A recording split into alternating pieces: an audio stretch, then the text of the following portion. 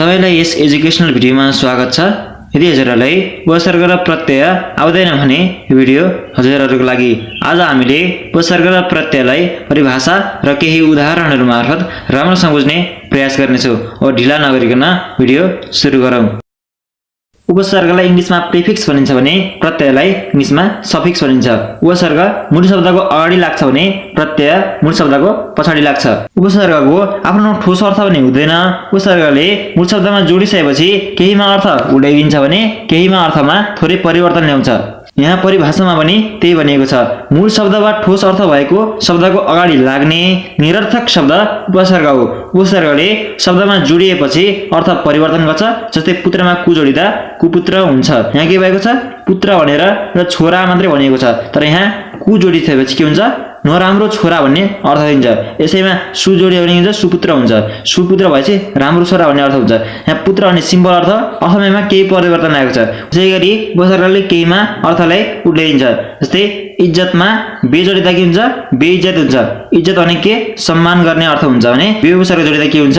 इज्जत नगर्ने भन्ने अर्थ हुन्छ।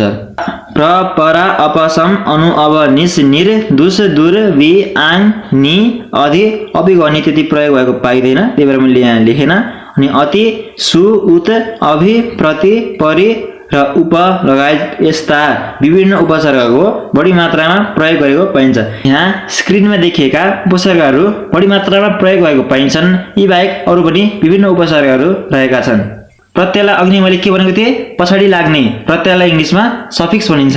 अब यसलाई सम्झिनको लागि प्रत्यय केबाट आउँछ?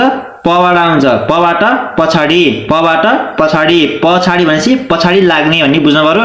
प्रत्यय पछाडि लाग्ने भइसकेपछि उपसर्ग भनेको अगाडि लाग्छ भनेर यसरी पनि सम्झिन सकिन्छ। अब प्रत्ययको परिभाषा हेरौँ। मूल शब्दको पछाडि जोडिएर आउने शब्दलाई प्रत्यय भनिन्छ। मैले अघि पनि भनिसकेको छु।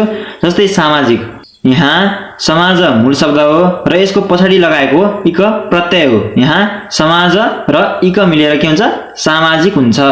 इक, ले, आलु, इ, य, त्व, मान, वान, इय, आहा जस्ता अन्य पनि विभिन्न प्रत्ययहरू रहेका छन् जुन मूल शब्दको पछाडि लाग्ने गर्छन्। हामीले स्क्रिनमा उपसर्ग लागेका शब्द र यसको निर्माण प्रक्रिया पनि देख्न सक्छौं। यी उपसर्ग लागेका शब्दहरू एक्जाममा बढी आउने गरेको पाइन्छ, जसको चाहिँ मैले नोट बनाइदिएको छु।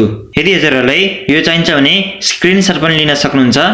हजुरहरुलाई यो पनि चाहिन्छ भने स्क्रिनशट पनि लिन सक्नुहुन्छ। त्यसैगरी हजुरहरुलाई यो पनि चाहिन्छ भने स्क्रिनशट पनि लिन सक्नुहुन्छ।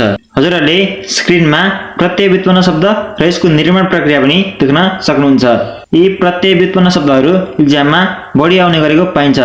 हजुरहरुलाई यदि यो चाहिन्छ भने स्क्रिनशट पनि लिन सक्नुहुन्छ। हजुरहरुले यसको पनि स्क्रिनशट लिन सक्नुहुन्छ। त्यसैगरी हजुरहरुले यसको पनि स्क्रिनशट लिन सक्नुहुन्छ। दिएको अनुच्छेदबाट दुईवटा उपसर्ग र दुईवटा प्रत्यय व्युत्पन्न शब्द पहिचान गरी तिनको निर्माण प्रक्रिया पनि छुट्याउनुहोस् अरे। यहाँ के भनेको छ? दुईवटा उपसर्ग खोज्नुहोस् अरे।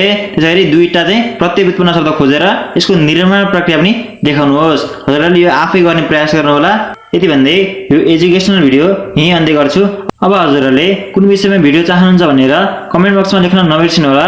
त्यसैगरी यो भिडियोलाई लाइक गरेर हामीहरुलाई सपोर्ट गरिदिनु होला। त्यसैगरी यो भिडियोलाई शेयर गरिदिनु होला। यस च्यानललाई सब्स्क्राइब गरेर जोडिनु होला, किनभने हामीले यस्तै खालका एजुकेशनल भिडियो ल्याइराख्छौं।